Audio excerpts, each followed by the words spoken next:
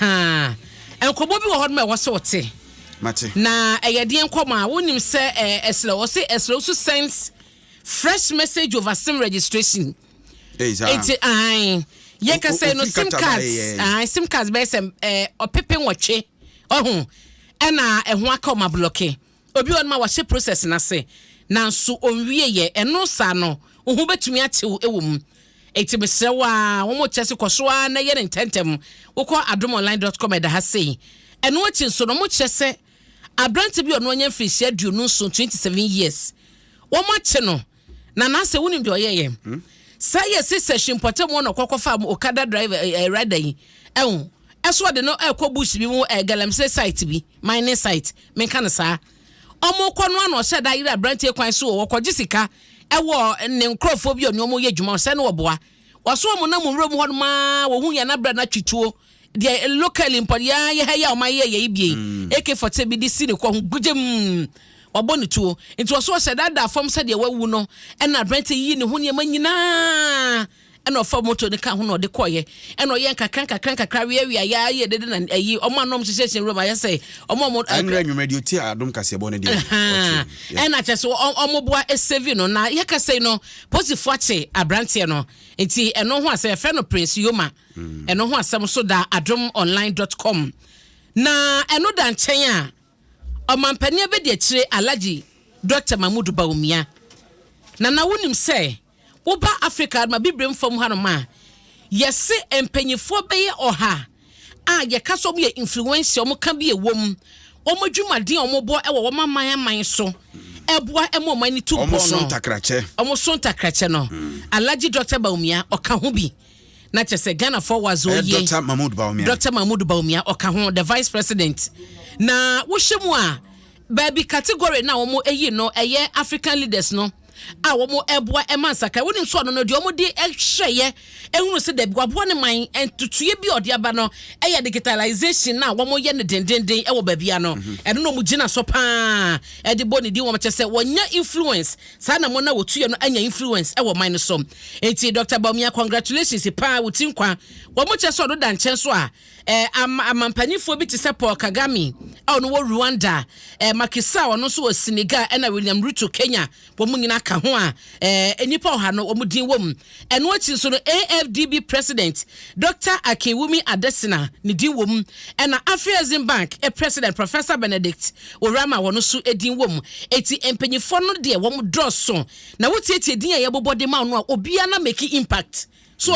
obia make impact eti eho na omampania be de chire wakọ akọhye na wonim se wo hye amama wo hye babi ti sa Argentina krompo na omo vice president so okoje CCS so because corruption ya de before ebatabata ne ho ntede wo de nya se de ni koje so akwa sika na so wakoye dwum ne ma bia na ya basoboso abo ma ne man yutumpon ena mususue bi ode ba ya na at least eso ni e de Ghana so ekodanim eno eyeso ba ko so a ewo adomonline.com ena enen so no Adom Online ebo ya mane se parliament ebe kotena se na kita odi akohyase se wonim sesenza motion no ene na womo ehye ho kitawodie ene ano baba no womo hyase eti no mpacho wodi akira wobeti ensesem ne nkobo befi ho no mo aba ni nyina tinana adomonline.com no ma memfa nkoma joy na memo ho no motawu na afi memra da obokrata ni mu oba myjoyonline.com anopeya or see we will no longer be paying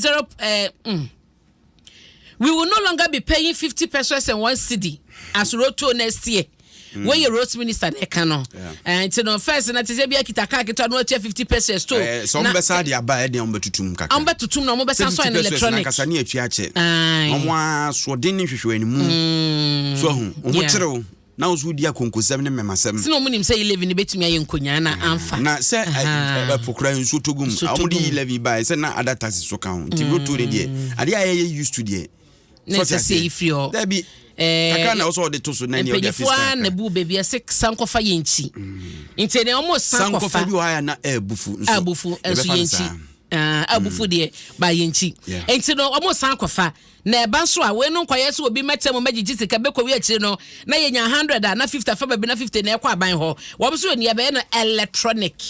intene no du ho ma kwen na te kwen na teo aha nche no monye ne such a way say onipa no wantu a unlock no woduro so na sika na nso ampacho ma monye tini nyina monke kanche machine ebedi sa adwuma no na oma nani na hopa na yenim yankrofo yi na ye ntoato so a na manjo online ha yanso na ekasa wonim say say Waterstone Reality Limited omasi Uganda ban ewo National Cathedral Project ne ho eno so ho asameda ha na roto no so yamo chese ho mra na ebo ne ban ehekutupa me de adwuma no enya de obia asesa mra no anase nya de obia yi mra no afi ho eye adwuma enti no roto no na road minister eka ho asempacho myjoyonline.com emudie no na metwa so amao na enkwabo ni nyina no akwada na daily graphic ena mebe won say na mpanyufo ahodo bi say no IEA eye Institute of Economic Affairs asase edi nkita ho eto adwene ehye kwan pa won betumi afa so mpanyufo bi akọ no eche wo madwe sin kebe ya eba no Supreme Court na judge for yeyi wo mo edi wo mo kọ honom na enka mpanyufo emmo no boa say yakape ebia edi nipa 5 na ebekọ 5 no so eno ano no enipa 8 no so eno ano no na ene no na Chief Justice Justice Kwasi ani yeboa ene ye maame Sofa Yakufu edo ma no tomo kyese sa kapin na wo mo ekeka na dabi wo mo kyese entume nya adwuma kobasa de ebe ha adwen eno wo hanto saka daily graphic a wo behunu wo mo nyina so mo de aba na eno achi nsoso no wo hwema Ghana National Association of Teachers and Ghana Medical Association wo mo kyese sa abano debt restructuring na wo de ba no dabi wo mo ntumi enyi tum ema ne nye yie wuche mwenra akra yewra imani frankly kujo we imani Africa wodi abeche so no ya twa no sakora pa ama ne sika be 100,000 Ghana cedis na ase enti wenum no na atene GMA etese da bi omodi omuji tuma enye yie enti no bibi wo hodom aban no ebe ya wonye eno so eho asem ewo ha se ya eje ne home na pa ewo daily graphic da bokrata yanim na woba Ghanaian Times mu a omampani akufo adonfoni eda ha wo se omo ye National Land Conference ewa Accra International Conference Center na no Ghana compact omo kopa ho ntoma na ye koye no na dwumade no ekoso dendenden na no omampani ede ase aso ye hwe ye nsase eni emu agudie so ene mpanyimfa wodo nyina so mo hwe se wo mo beye enwoma ten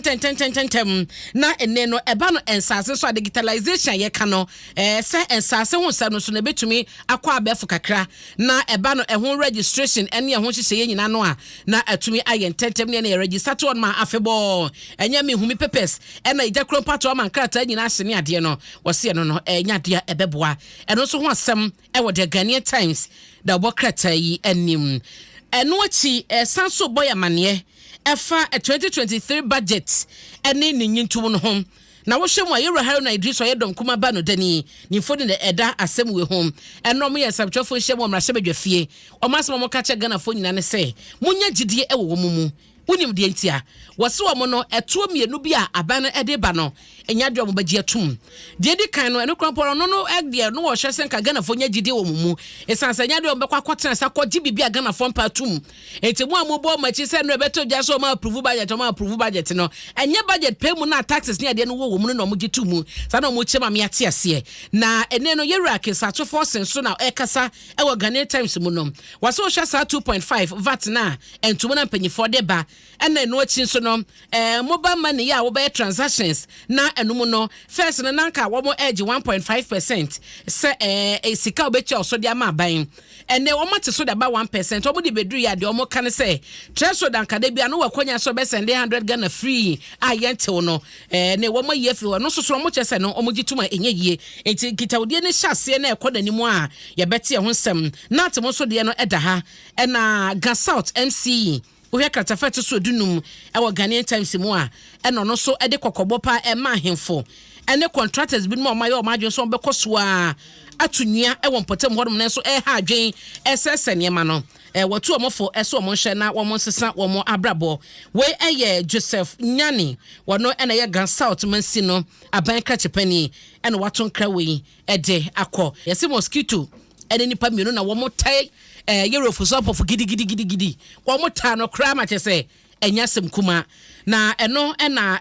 delegate de mu nchemu abasa nyame ya this month ya 17th ɛna ahoboa wiedra party no ekwa akoto aba delegates bebro and payment cro 9,000 ɛna bɛkɔ akoto aba no ti no ɛno so ho asɛm ɛda ha ɛna ɔmo kyerɛ parliament so agye atum supreme court adjudge fo ɔmo kɔɔyɛ na wɔkɔtoto ma no mienu ɛna wɔmo agye ɔmo atum ɔmo endorse ɔmo ti ɛno so ho asɛm da ha ɛna Bawumia named among 100 most influential Africans no ɛno so da ha no congratulations biem ɛde ne producer